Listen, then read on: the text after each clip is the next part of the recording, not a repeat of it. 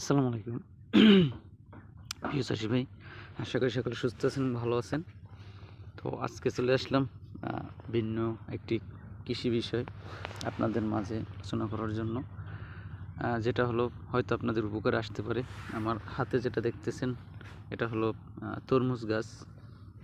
এখন আমাদের অনেক চাষি ভাই আছি যারা তরমুজ গাছের প্রুনিং বুঝি না।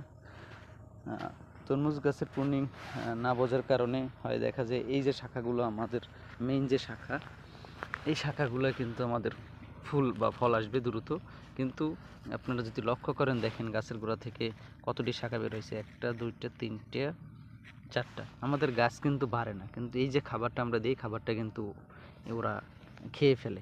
এই যে আমাদের সাইড ব্রাঞ্চগুলো আছে এগুলো কিন্তু খেয়ে ফেলে। তো আমাদের যেটা করতে হবে, তরমুজ গাছের যেই সাইড ব্রাঞ্চগুলো আছে এগুলো কিন্তু আমাদের ভেঙে দিতে হবে। এই যে এভাবে ভেঙে দিতে হবে।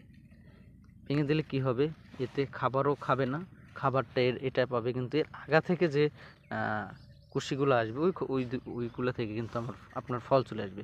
একেবারে গোড়ায় দেখা যায় 1-1.5 ফুটের ভিতরে যে কুশিগুলো আছে এগুলো আপনারা দমিয়ে রাখবেন, এবং পাতাগুলো যেগুলো আছে এগুলো কেটে দেবেন।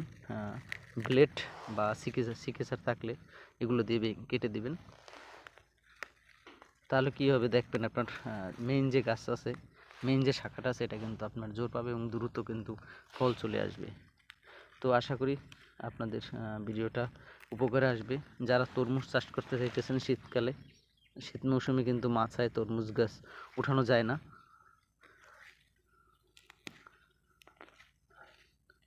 তো এভাবে যদি আপনারা করেন ইনশাল্লাহ আপনাদের গাছ কিন্তু দ্রুত বেড়ে যাবে।